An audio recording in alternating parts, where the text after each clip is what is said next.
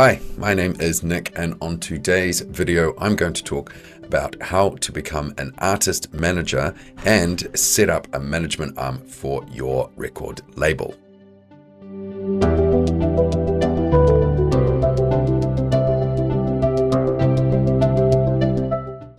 A natural progression for established record labels can be to move into the management of artists. Likewise, managers of artists can also move into label management if they decide to set up and run labels for the artists that they manage. This is because these two areas of the music industry traditionally work very close together and are of mutual benefit to each other. As a label, if you sign a new release from an artist, when you come to promote it and market the music, you want to make sure that the artist is promoting the release professionally as well. If they have a manager that's helping them out to do that, it's going to make your job a lot easier. And vice versa, if you're a manager and you're signing music to a record label, you want to make sure they're doing a good job as well. So traditionally, managers and labels do work very closely together. Let me tell you a story about how I got into music management myself. So I'd been running a label for a couple of years, and what I found is when an artist came along and we were going to be putting their music out, we found that in putting together the release and needing to present them to the world in a professional way, we would end up writing their bio, arranging logos for them, getting press pictures organized, registering their music with collection agencies, because we knew all these things helped with making the music release a success. I was then out at a music gig and we were speaking to another record label manager about what we were doing. And he was like, I didn't know you guys were doing music management. And I was like, we're not. And he was like, well, you're doing all the things that a manager typically does. You should start doing it properly and charge for it as well. So we set up Never Say Die Management, or NSDMT, and signed our first act, Dodge and Fusky, which was a duo from Bristol, the UK. And they were the first of many acts that we worked with in the management capacity. Some artists we worked with didn't even end up signing to our label, but they signed to other labels, and ultimately we helped grow their career so they could be a full-time music artist. The other advantage for us as well is that as music managers, if we got them an agent and they started getting gigs, we got a percentage of the live show fees as well. As many artists had the potential to blow up after a successful release on the label, it was a way for us to capitalize on that success together outside just record sales. So it was a win-win for everybody. So what does a music manager actually do? Typically, a music manager guides the artist's career, which is essential at the beginning of their career, as they often don't have any contacts, experience to help get their first break in the industry. I'd also like to say that in the music industry, it's the only place where manager doesn't actually mean that you're the boss. In music, the artist ultimately is the boss, and I believe a manager's job is to help them realize their dreams and aspirations. An indie music manager wears many hats. You'll be expected to do a little bit of everything, and most importantly, create opportunities for your artist's career. Once a manager knows the artist's dreams, aspirations, and goals, it's their job to create a strategy and help the artist execute on that strategy. It's about connecting artists with the right people to create an overall strategy in which the artist can easily follow. It's about building the team around them, such as finding a record deal or setting up their own record label, finding a publishing deal, finding the relevant PR team, and getting them signed to a good booking agent so they can make money from live gigs. It's also the manager's job to help sometimes with difficult decisions and also give the bad news that sometimes the artist really doesn't want to hear. It's probably one of the most difficult parts of being a music manager. Managers come in all shapes and sizes, literally. There are the managers that are very well connected and will often just do introductions for an artist to the right people to get the right details. Then there is the more hands-on, what I would say is like an administrative type manager that ensures the day-to-day running of the artist's career is done effectively. Now, with bigger artists, there is often a business manager whose sole job is to manage just the finance of the artist as well. For indie artists, usually the manager is all of these roles at once, often also including being an agent to book live shows when the artist is just starting out. So how does a music manager make money? Well, Managers usually take a percentage of the artist's income. This is typically anything between 10 to 20%, and what I've found, it usually falls around 15% for indie artists in my experience. Often you'll sign an initial 6-month honeymoon contract to see if things are working out, after which you can sign a full management agreement that will typically cover up to 3 years, after which it goes on a 1-year rolling basis. This simply means that if no party cancels the contract in writing, the same terms apply for another year. As well as individual music managers, there are management companies as well. And these are typically a collection of music managers that work together with a roster of artists. Examples of these companies are UAA, Red Light Management, Q Prime, ATC, C3, and Big Noise. The bigger management companies are also often part of a bigger talent agency that works with actors, sports stars, celebrities.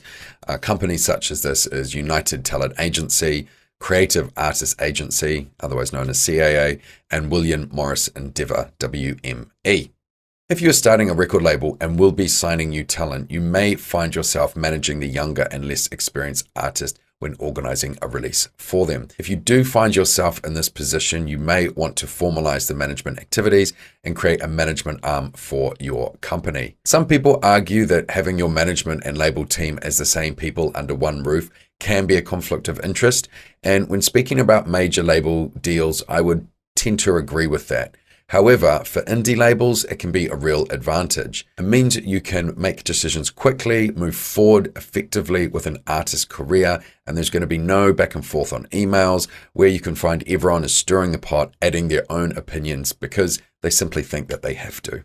If you do start managing artists, it's important that you don't double dip. What does this mean? Well, in a typical management agreement, a manager takes, for example, 15% of all revenue an artist makes, which would include record sales. However, if you own the record label and thus already take a cut of the record sales, then you don't take a further 15% from this. Otherwise, you would be double dipping. It might seem obvious, but it's still worth mentioning.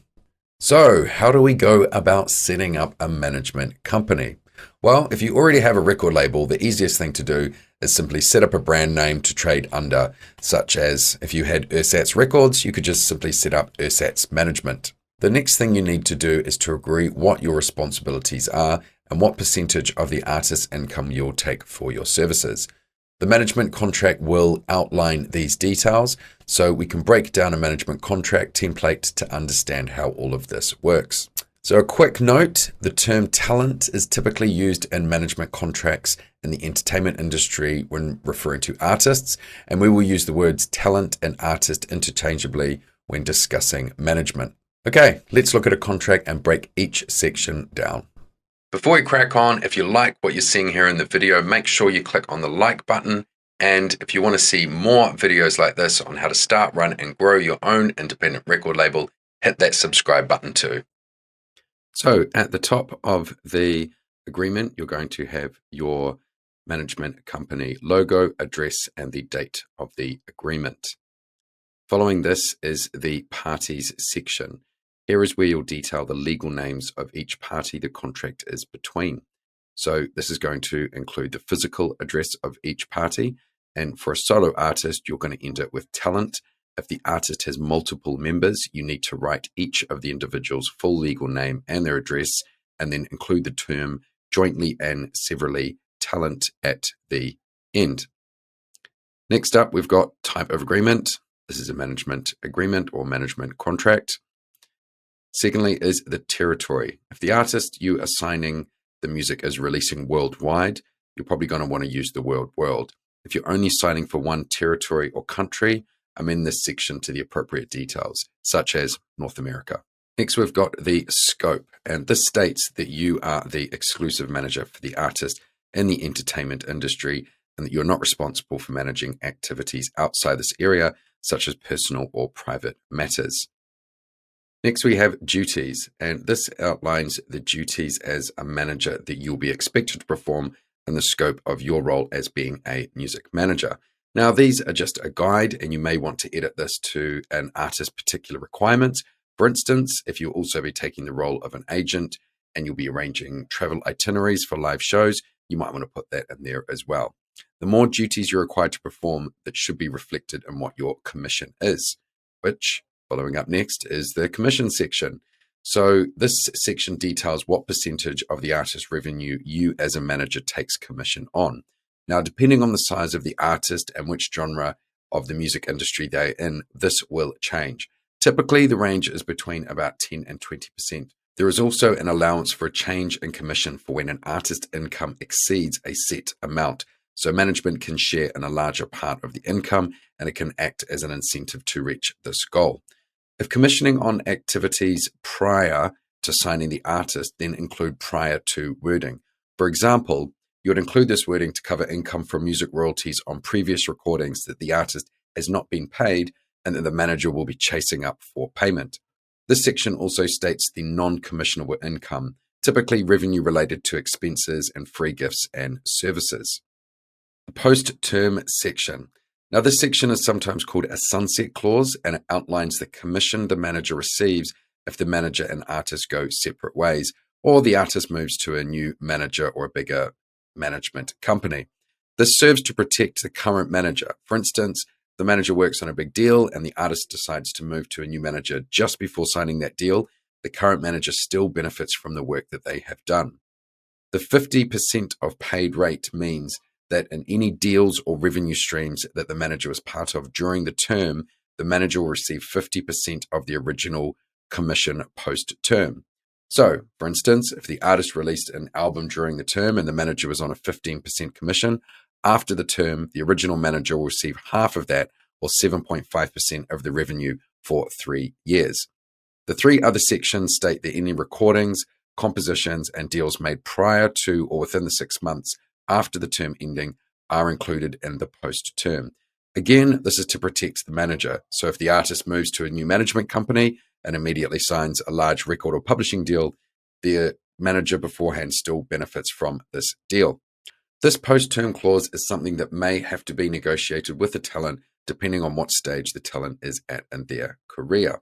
The next section is accounting, and in here it states that as a manager, you will collect all income on behalf of the talent and account the talent every 3 months.